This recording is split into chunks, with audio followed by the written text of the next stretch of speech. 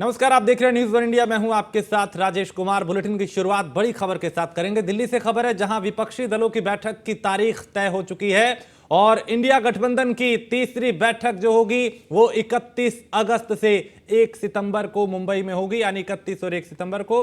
और बैठक में हिस्सा लेंगे विपक्षी दलों के दिग्गज नेता। 2024 लोकसभा चुनाव को लेकर भी यहां पे रणनीति बनेगी और दो बैठकें चूंकि इससे पहले हो चुकी है पटना और बेंगलुरु में, अब तीसरी बैठक जो है उसकी तैयारी की जा रही है। तारीख तय हो चुकी है, चूंकि पहले 25-26 प्रस्तावित था लेकिन उसको आगे बढ़ाया गया। अब 31 अगस्त और 1 सितंबर को यह बैठक होगी, यानी 2 दिवसीय बैठक।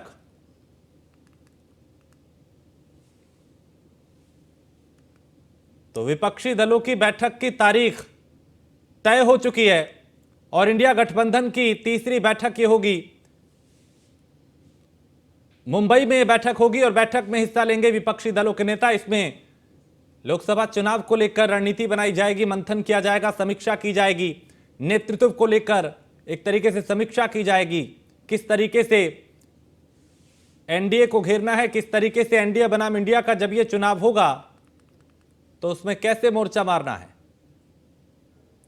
और पीयूष तिवारी दिल्ली से हमारे संवाददाता इस खबर पे ज्यादा जानकारी के साथ। पीयूष, तारीख तय हो गई विपक्षी गठबंधन की 31 और 1 सितंबर। तो विपक्षी गठबंधन यानी कि आईएनडीआईए की एक बड़ी बैठक होने वाली है और 31 अगस्त को ये बैठक शुरू होगी और 1 सितंबर को ये बैठक होगी। 1 सितंबर तक ये बैठक चलेगी और निश्चित रूप से इसमें रणनीति बनाई जाएगी कि किस तरीके से 2024 के लोकसभा चुनाव नजदीक आ रहे हैं, ऐसे में एनडीए को किस तरीके से शिकस्त दिया जा सके, खासतौर पर भारतीय जनता पार्टी को किस तरीके से चुनौती दी जा सके। सबसे बड़ी बात है कि आपने देखा कि 2 बैठकें इससे पहले भी हुई है। एक बिहार के पटना में बैठक हुई, उस बैठक में एक मंच पर लाने की कवायद तमाम विपक्षी दलों को किया गया और नीतीश कुमार ने इसकी एक तरीके से अध्यक्षता की। नीतीश कुमार ने तमाम विपक्षी नेताओं से मुलाकात की थी। उसके बाद जब दूसरी बैठक बेंगलुरु में हुई तो उसमें कहीं ना कहीं इस गठबंधन का नाम तय किया गया और इस गठबंधन का नाम इंडिया आईएनडीआईए रखा गया। इसके साथ ही अगर हम बात करें तो तीसरी बैठक चूंकि जब होगी तब इसमें कहीं ना कहीं ये तय किया जाएगा कि कौन कौन से विपक्षी दल ऐसे हैं जो साथ में है लेकिन कुछ ना कुछ उनके साथ मनमुटाव है या यूं कहें कि कुछ उनकी मांगे हैं, उसको किस तरीके से पूरे किया जाए। सबसे बड़ी चुनौती कांग्रेस पार्टी के लिए है क्योंकि कांग्रेस पार्टी राष्ट्रीय पार्टी है, एक बड़ी पार्टी है। ऐसे में अगर विपक्षी दल एक मंच पर पूरी तरीके से अगर आ जाते हैं तो कांग्रेस पार्टी के लिए पर कहीं ना कहीं तमाम जो छोटे छोटे दल हैं, खासतौर पर जो क्षेत्रीय दल हैं, वो एक तरीके से दबाव बनाएंगे सीटों को छोड़ने के लिए। अब देखने वाली बात होगी कि कांग्रेस पार्टी किन किन सीटों को छोड़ने के लिए सहमत होती है, क्योंकि एक बड़ी चुनौती कहीं ना कहीं कांग्रेस पार्टी के लिए यही रहने वाली है। इसके साथ ही अगर हम बात करें तो सबसे बड़ी बात है कि प्रधानमंत्री पद के लिए चेहरा कौन होगा, विपक्ष का चेहरा कौन होगा। कई बार पहले भी इससे आपने देखा कि ममता बनर्जी ने पिछली बार जब चुनाव थे तब ममता बनर्जी लगातार इसी तरीके से, जिस तरीके से नीतीश कुमार कोशिश कर रहे हैं विपक्ष को एक मंच पर लाने के लिए, ममता बनर्जी ने भी की थी। लेकिन उस दौरान तमाम विपक्षी दलों में फूट एक तरीके से देखने को मिली और जब ये दिल्ली के कॉन्स्टिट्यूशन क्लब में ये बैठक हुई थी तो कई जो विपक्षी दल हैं वो इसमें हिस्सा नहीं ले पाए थे और कहीं ना कहीं एक बिखराव देखने को मिला और सीधे तौर पर भारतीय जनता पार्टी को पिछली बार विपक्षी दल जो है वो उस तरीके से चुनौती नहीं दे पाए। लेकिन इस बार पूरी तरीके से ये कोशिश की जा रही है कि तमाम जो विपक्षी दल हैं, खासतौर पे समान विचारधारा के जो दल हैं, उनको एक मंच पर लाया जा सके और भारतीय जनता पार्टी को सीधे चुनौती दी जा सके। ऐसे में एक महत्वपूर्ण जो बैठक है वो 31 अगस्त को होगी। इसके साथ ही 1 सितंबर को यह बैठक होगी और बाकायदा जब बैठक हो जाएगी उसके बाद प्रेस कॉन्फ्रेंस करके कहीं ना कहीं जानकारी दी जाएगी कि उस बैठक में क्या कुछ चर्चाएं हुई। बैठक में क्या बाजारों में सन्नाटा छाया हुआ था और पीयूष इस पे ज्यादा जानकारी देंगे। पीयूष, अब तक 200 से ज्यादा गिरफ्तारियां, 100 से ज्यादा एफआईआर, 4 दिन बाद भी अभी किस तरह के हालात हैं?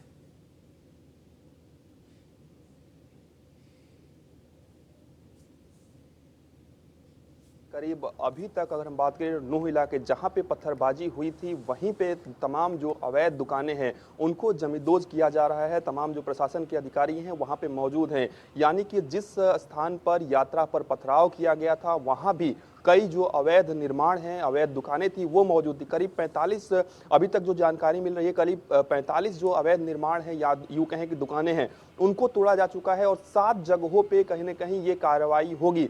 नूह के अलग अलग इलाकों में 7 ऐसी जगहों को प्रशासन ने चिन्हित किया है। इसके साथ ही अर्धसैनिक बल के जो तमाम जवान हैं वो कहीं ना कहीं वहां पे तैनात हैं। हालांकि इस कार्रवाई के दौरान कहीं ना कहीं तमाम विरोध जो है वो भी देखने को मिला। कई लोगों ने इस बुलडोजर की कार्रवाई का विरोध किया, लेकिन जिस तरीके से यात्रा पर उस दौरान आपने देखा कि किस तरीके से पथराव किया गया और कई लोग उस यात्रा में जो शामिल थे वो घायल हो गए, कई पुलिसकर्मी घायल हो गए और निश्चित रूप से खट्टर सरकार पर तमाम जो सवाल है वो उठ रहे थे। खासतौर पे वीएसपी भी सवाल उठा रही थी, लेकिन जिस तरीके से अब कार्यवाही शुरू हुई है, निश्चित रूप से एक बड़ी कार्रवाई हरियाणा सरकार जरूर कर रही है और हरियाणा सरकार की यही कोशिश है कि किस तरीके से नूहू में शांति व्यवस्था को कायम कराया जा सके और निश्चित रूप से अवैध जो निर्माण है वो फिलहाल अभी हरियाणा सरकार के निशाने पर है। ठीक है, बहुत शुक्रिया पीयूष इस तमाम जानकारी के लिए। आगे बढ़ते हैं, अगली खबर अयोध्या से है, जहां राम मंदिर शिलान्यास की 30वीं वर्षगांठ आज है और 5 अगस्त 2020 को राम मंदिर का भूमि पूजन हुआ था और प्रधानमंत्री नरेंद्र मोदी ने मंदिर का भूमि पूजन किया था। अनुज भरत की तपोस्थली भरत कुंड पर आज आयोजन होगा और इसको लेकर प्रतिक्रियाएं भी दी जा रही हैं, ट्वीट भी किए जा रहे हैं और शुभकामनाएं भी दी जा रही हैं। तो राम मंदिर ये भूमि पूजन की 30वीं वर्षगांठ 5 अगस्त 2020 को राम मंदिर का भूमि पूजन हुआ था और प्रधानमंत्री नरेंद्र मोदी ने यह भूमि पूजन किया था। और राम मंदिर पर मुख्यमंत्री योगी आदित्यनाथ ने ट्वीट भी किया और सीएम ने ट्वीट के माध्यम से लिखा कि राम ब्रह्मा चिन्मय अविनाशी सर्वरहित सब उर्पुरवासी, यानी श्री अयोध्या जी में निर्माणाधीन प्रभु श्री राम के भव्य दिव्य मंदिर के भूमि पूजन की वर्षगांठ पर सभी प्रदेशवासियों और राम भक्तों को हार्दिक शुभकामनाएं, बधाई। ये पावन दिन युगों युगों तक सांस्कृतिक पुनर्जागरण का प्रतीक रहेगा। जय श्री राम।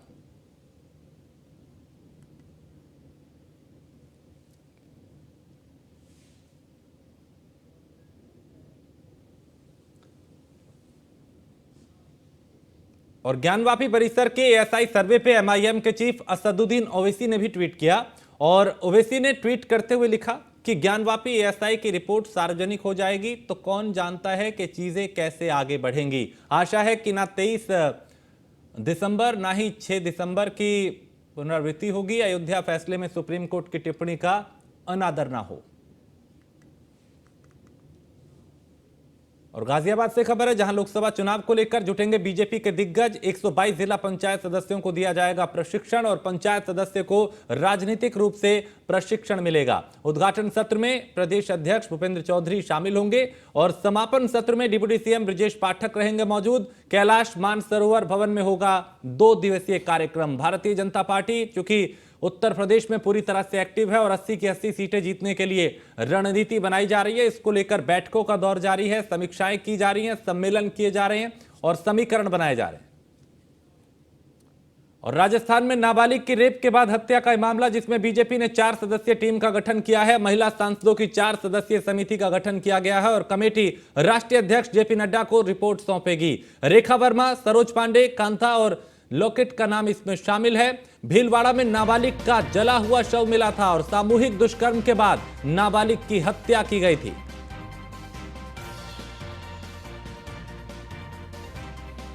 और चंद्रमा की कक्षा में आज प्रवेश करेगा चंद्रयान 3। चंद्रयान 3 ने पूरी की चंद्रमा की लगभग 2/3 दूरी। इसरो ने जानकारी दी। शाम 7 बजे चंद्रमा की कक्षा में प्रवेश करेगा चंद्रयान 3 और 23 अगस्त को चंद्रमा पर लैंड करेगा चंद्रयान 3 जो है।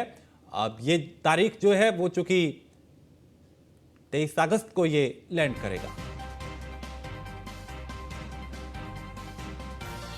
और राजस्थान में राजीव गांधी शहरी और ग्रामीण ओलंपिक खेलों का भव्य शुभारंभ किया जाएगा। प्रदेश के 11,252 ग्राम पंचायतों और 538 नगरीय निकायों के 10 वर्ष से लेकर 82 वर्ष तक के 58.51 लाख खिलाड़ियों ने अपना रजिस्ट्रेशन कराया है। ग्रामीण ओलंपिक खेल 4 स्तर पे होंगे। ग्राम पंचायत पे आज से शुरू होकर 10 अगस्त तक चलेंगे। उसके बाद ब्लॉक स्तर पे 17 अगस्त से 22 अगस्त तक और फिर जिला स्तर पे 1 सितंबर से 6 सितंबर तक खेला जाएगा। उसके बाद राज्य स्तर पे 15 सितंबर से 18 सितंबर तक राजीव गांधी शहरी और ग्रामीण ओलंपिक के तहत खेले जाएंगे।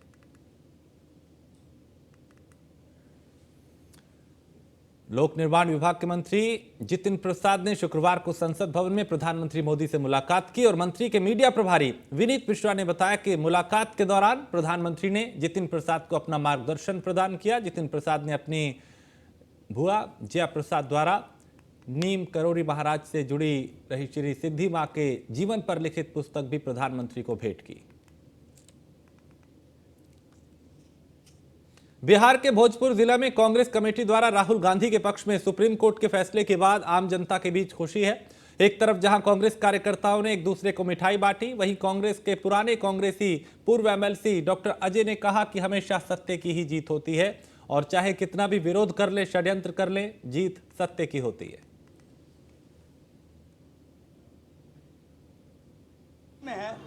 कि आज हमारे जननायक राहुल गांधी को राहत मिली और इससे हम लोग को ये समझ में आ रहा है, पूरे देश को समझ में आ रहा है कि जो गलत तरीके से राहुल गांधी को फंसाया गया था और उनको सदस्यता रातों रात उनकी सदस्यता ली गई, उनको आवास खाली कराया गया, ये नफरत की बू आ रही थी और इससे हम कहेंगे कि नफरत आज हार गया और मोहब्बत जो है जीत गया। तो हम लोग गुजरात का सिविल कोर्ट और गुजरात का हाई कोर्ट ने जिस तरह से हमारे माननीय नेता के साथ दुर्व्यवहार किया, पेश किया, वो अत्यंत ही दुखद और भर्त्सना करने के योग्य था।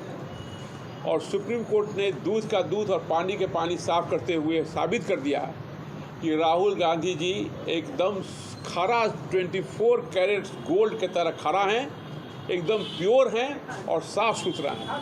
उन्होंने आज भी बयान दिया हुआ था। खबर बिहार के सीतामढ़ी से है, जहां नानपुर थाना क्षेत्र के फैजपुर गांव में 14 जुलाई को मोहम्मद ताज की गला रेतकर हत्या कर दी गई थी। मोहम्मद ताज के परिवार वालों से मिलने पहुंचे पप्पू यादव और फैजपुर गांव पहुंचकर मृतक के परिजनों को सांत्वना दी। पप्पू यादव ने परिवार वालों को आश्वासन देकर आर्थिक मदद की। इस दौरान उन्होंने कहा कि आगे भी पार्टी फंड से सहायता दी जाएगी।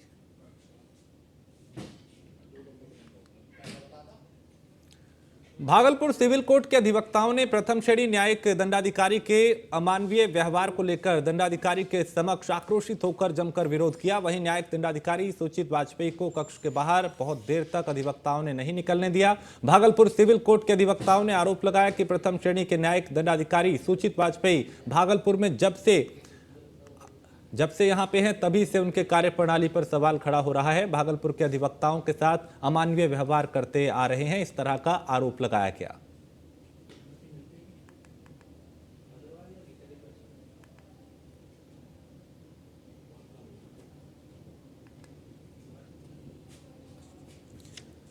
अमृत भारत स्टेशन योजना के तहत पंडित दीनदयाल उपाध्याय रेल मंडल के 7 स्टेशनों का पुनर्विकास किया जाएगा। बड़ी बात यह है कि पंडित दीनदयाल उपाध्याय रेल मंडल के 7 स्टेशनों में 3 स्टेशन कैमूर जिले से लिए गए हैं, जिसमें दुर्गावती, भभुआ रोड और कुदरा रेलवे स्टेशन शामिल है। इन तीनों स्टेशनों के पुनर्विकास पर रेल विभाग 60 करोड़ से ज्यादा की राशि खर्च करने जा रहा है।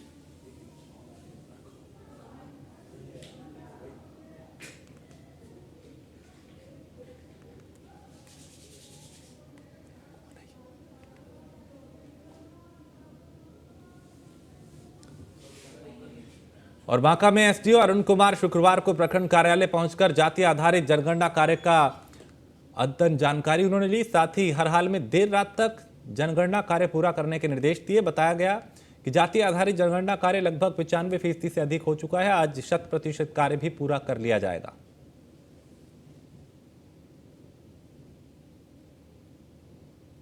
तो एसडीओ अरुण कुमार ने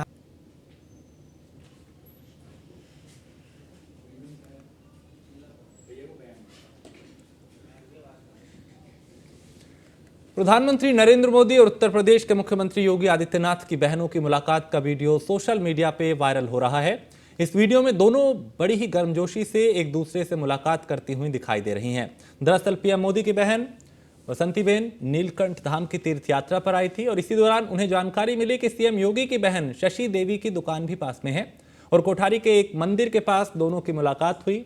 दोनों ही एक दूसरे से गले मिले। इस दौरान उनका वीडियो भी बनाया गया और सोशल मीडिया पर यह वायरल हो रहा है। लोग दोनों नेताओं की बहनों की सादगी की चर्चा कर रहे हैं।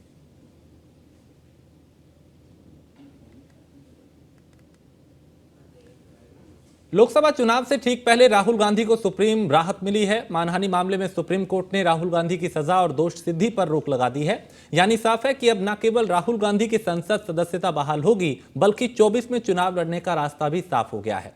जाहिर है विपक्षी एकजुटता की कोशिश के बीच राहुल की सांसदी बहाल होना न केवल विपक्ष के लिए मोरल सपोर्ट का काम करेगा, बल्कि सरकार पर हमले का एक बड़ा माध्यम भी बनेगा। ये रिपोर्ट देखिए।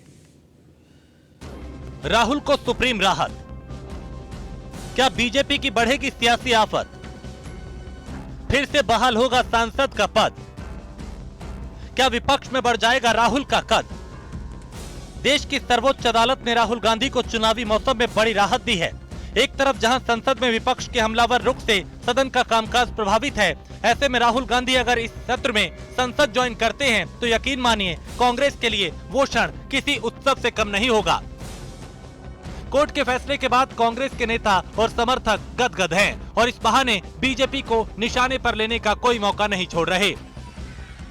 ये कांग्रेस और राहुल जी की अकेले की जीत नहीं है, ये पूरे लोकतंत्र की जीत है। तानाशाही हार गई, सत्य जीत गया, जिसकी उम्मीद थी हमें। पूरी भाजपा ने कोशिश कर ली थी और स्पीकर साहब ने भी लोकसभा के संवैधानिक पद पे बैठे उनका साथ दिया। राहुल गांधी जी की सदस्यता आनन फानन में रद्द कर दी। अब हम स्पीकर सर से हाथ जोड़कर निवेदन करते हैं, उस संवैधानिक पद की गरिमा को रखते हुए राहुल गांधी जी की सदस्यता बहाल आज करिए। मुझे लगता है सुप्रीम कोर्ट के फैसले का स्वागत हम करते हैं, हम सुप्रीम कोर्ट के फैसले का साधुवाद करते हैं। सुप्रीम कोर्ट के फैसले ने न्याय की उम्मीद को जिंदा रखा है और इस बात पर मोहर लगाई है कि अंततोगत्वा जीत जो है वो सत्य, साहस और न्याय की ही होती है। वैसे यहाँ से ये भी जानना जरूरी है कि अदालत ने सिर्फ सजा पर रोक लगाई है, मामला अभी चलता रहेगा। लेकिन हाँ, ये राहत फौरी तौर पर राहुल के लिए बहुत बड़ी राहत है, इसमें कोई शक नहीं, क्योंकि ऐसे वक्त में जबकि विपक्षी एकता की बैठकों के बीच राहुल गांधी नेतृत्व की दावेदारी से एकदम बाहर दिख रहे थे, अब दोबारा नेतृत्व के दावेदार बन गए हैं। लेकिन इन सबके बीच ये समझना जरूरी है कि इस फैसले का राहुल गांधी की सांसदी बहाल होने से तकनीकी पक्ष क्या है। सजा पर रोक का मतलब है कि राहुल अब संसद जा सकेंगे। नियम के मुताबिक अंतरिम रोक पर भी सदस्यता बहाल होने का प्रावधान है। इससे पहले लक्षद्वीप के सांसद मोहम्मद फैजल की सदस्यता बहाल हो चुकी है। मोहम्मद फैजल को कोर्ट ने 10 साल की सजा सुनाई थी, जिसके बाद उनकी सदस्यता चली गई।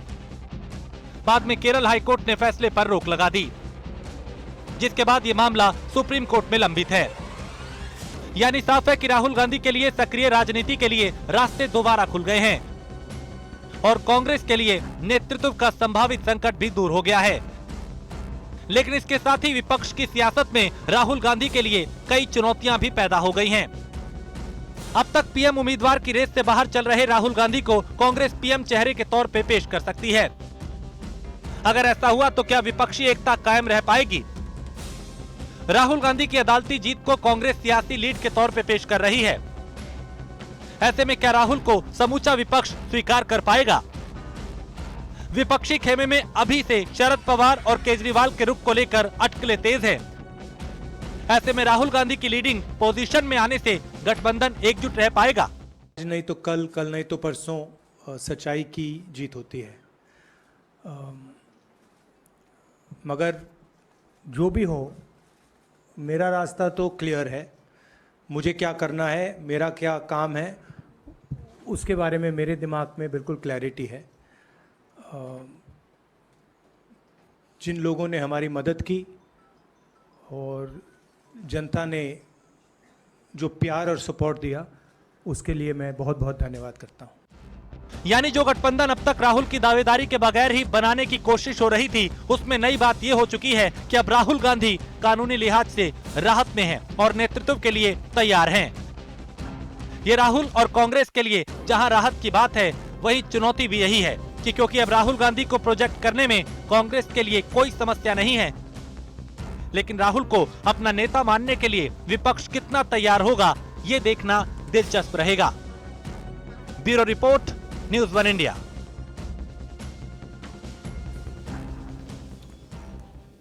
और खबर रामपुर से है, जहां भारतीय किसान यूनियन टिकैत के प्रदेश महासचिव पर सिविल लाइन थाने में मुकदमा दर्ज हुआ है। दरअसल भारतीय किसान यूनियन टिकैत के प्रदेश महासचिव हसीब अहमद ने 1 अगस्त को कलेक्ट्रेट में धरना प्रदर्शन के दौरान पीएम मोदी को अपशब्द कहे थे। वीडियो वायरल होने के बाद यह कार्रवाई की गई है। यहाँ पे भारतीय किसान यूनियन के नेता हैं, जिलाध्यक्ष हैं। मेरे भी संज्ञान में आया है कि तो कुछ लोगों ने एप्लीकेशन दी है, उन्होंने माननीय प्रधानमंत्री भारत पर उन्होंने ऐसी बातें कही हैं कुछ कि जो नहीं कहना चाहिए था उनको। प्रधानमंत्री सबके हैं, बड़ा मर्यादित पद है, उनका भी अपना एक पद मर्यादित है, वो भी अध्यक्ष हैं, उनको तो बिल्कुल नहीं कहना चाहिए इस तरह से। तो जो नियम कानून की परिधि में होगा वो कार्रवाई की जाएगी। कानून अपना काम करेगा, उसमें साक्ष्य एकत्रित किए जाएंगे, उनका भी पक्ष लिया जाएगा और जो भी डॉक्यूमेंट्री एविडेंस होगी और जो भी और लोग एविडेंस देंगे, FIR कराई है किसी ने, वादी, उससे पूछताछ होगी। मिस्टर हसीब हैं यहाँ पे माननीय प्रधानमंत्री जो हमारे हिंदुस्तान की आन बान शान है और जिनकी वजह से हिंदुस्तान का नाम पूरे दुनिया में हुआ है, उनके खिलाफ एक प्रख्यात किसान नेता ने अभद्र टिप्पणियाँ की हैं, अमर्यादित टिप्पणियाँ की हैं। उनके खिलाफ मुकदमा लिखा जाए और कानूनी कार्रवाई हो। इसलिए हमने सिविल लाइन्स थाने में तहरीर दी और हमें उम्मीद है कि कानूनी कार्रवाई होगी। प्रधानमंत्री मोदी जी के खिलाफ टिप्पणी करना ऐसा है जैसे हिंदुस्तान के खिलाफ टिप्पणी करना, भारत के खिलाफ टिप्पणी करना। मैं ही नहीं, हर अल्पसंख्यक की और हर मुसलमान की भावनाएं आहत हुई। मैं समझता हूँ कि और इसी के साथ इस बुलेटिन में फिलहाल इतना ही। आप बने रहिए न्यूज़ 1 इंडिया के साथ।